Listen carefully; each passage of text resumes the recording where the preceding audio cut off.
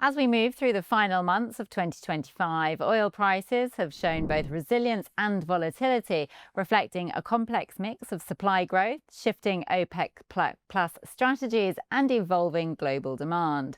To help us understand the main drivers behind the latest movements in the oil market and what investors might expect heading into 2026, I'm joined by StoneX Brazil market intelligence analyst Bruno Santos. Thank you for joining us, Bruno. So, Bruno, how did Brent oil prices perform during the third quarter, and what were the main factors behind this recovery? Yeah, so during the third quarter, we saw that Brent prices traded around $68 per barrel, which is a slight increase when compared to the second quarter of 2025. The main fundamental that drives prices up was the rising supply risk premiums in East Europe, as we see the development of the war between Russia and Ukraine and worries by the investors regarding a potential disruption on production and exports by Russia. And the worry is that this could also result in a tighter global balance of crude oil through the next months. We also saw the seasonal demand growth in US and Europe due to the driving season and a rise in gasoline consumption. And also strong Chinese imports were also factors that supported the prices during this period. At the same time, we saw mainly in recent weeks that we had a slowdown on global economic activities due to US tariffs. That was something that weighed on prices. Also, the shift of OPEC strategy regarding its production and the start of movement of an accelerated pace to expand their limit quotas and also rising storage level in Asia were also factors that weighed on prices and created a bearish sentiment around the market, as I mentioned, over the last weeks. So although we had a rise on prices, on average prices during this third quarter period, it's important to address that nowadays we see that Brent prices are trending lower due to these worries regarding a possibility of a less tight global balance on the next months. OPEC plus policy changes seem to have been a major turning point. Could you explain their impact on market sentiment and prices? Yes, definitely. So OPEC nowadays is the biggest group of crude oil producers. They represent around 40 to 45% of all production of crude oil around the world. That being said, it's important to understand that their decisions around their production strategies are key to understand the global balance on the next months and years also. So since April, we are seeing a shift on their strategy as I mentioned before, they start to rise their production limits and at an accelerated pace. We are seeing that they are trying, by doing that, they are trying to expand their market share, mainly on Asia, on important consumers such as India and China. So we are seeing that they are doing that. And for example, when we see the announcements of this rise on production quotas between April and November, we see that they already announced a rise of 2.7 million barrels per day. It's important to address that not all of this volume is being converted into real volume of barrels coming into the market, but the expectations is that a huge part of this announcement would be converted in a real offer. So what we are expecting is that the group should expand their offer more aggressively, not only for the next month, for the last months of 2025, but also through all 2026.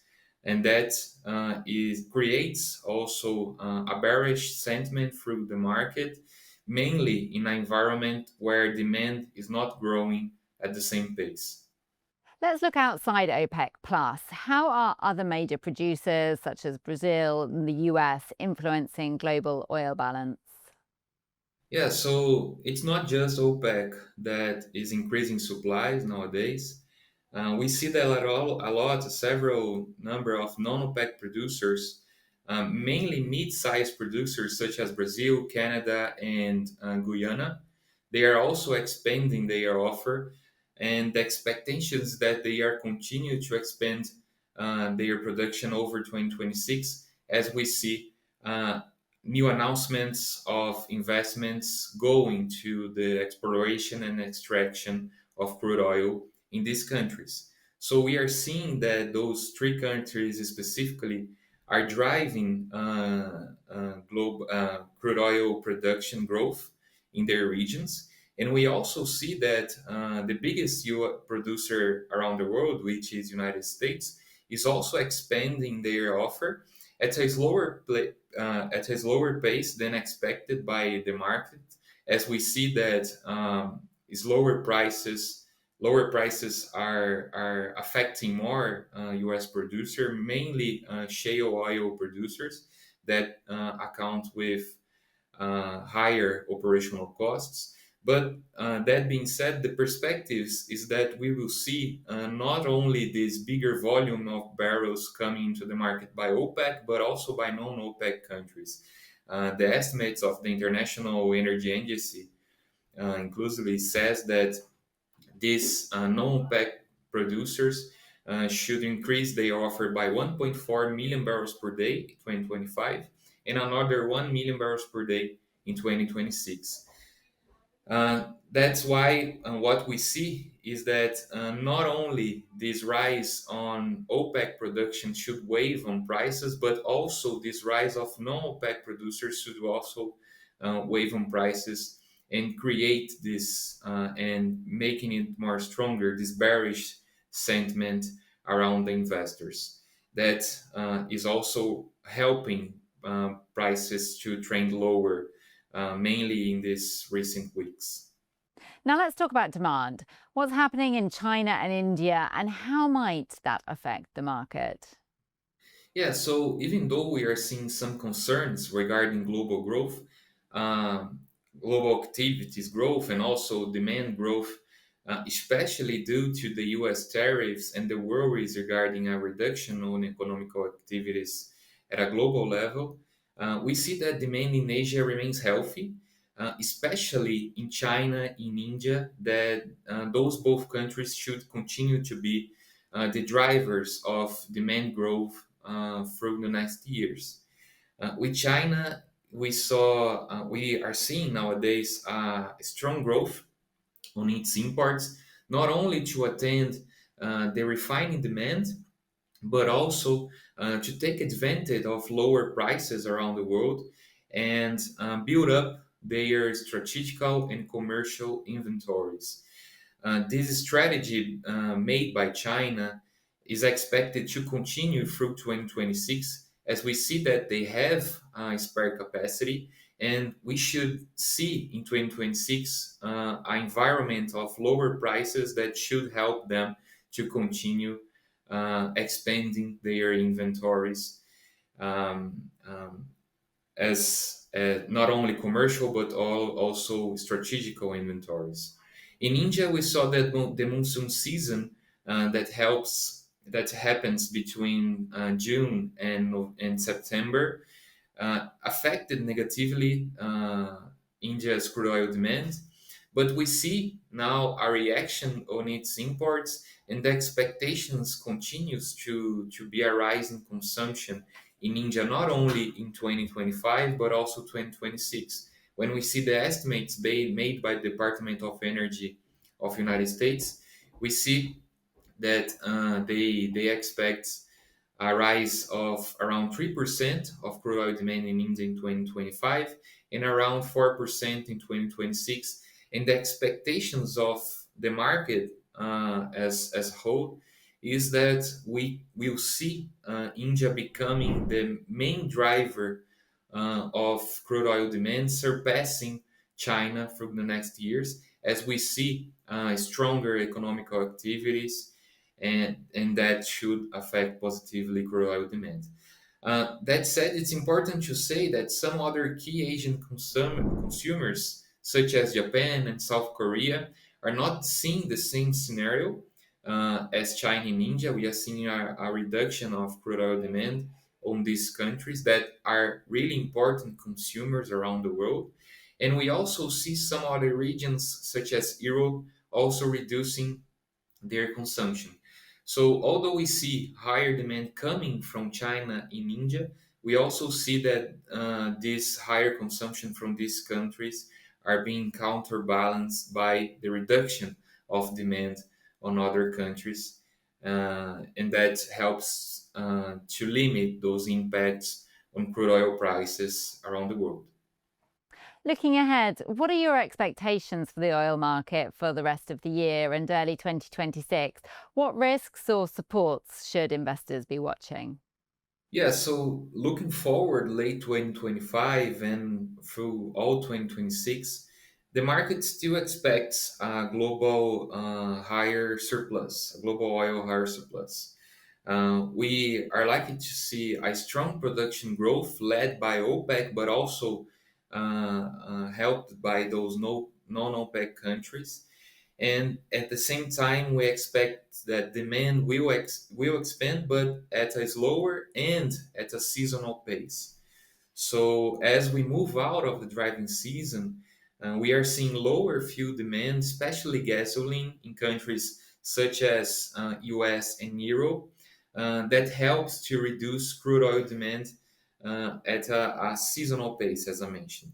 Although it's important to address that when we look at the seasonality, we still see that crude oil demand in US especially is higher than what we saw in 2024 in this period, leaving the driving season.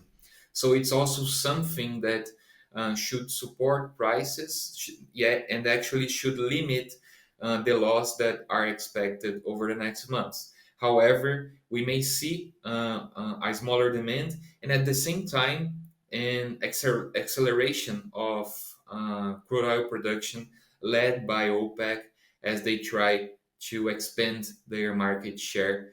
And by doing that, we are seeing that this surplus on crude oil balance through this quarter, through the fourth quarter of the year, should be higher than what we saw in the third quarter.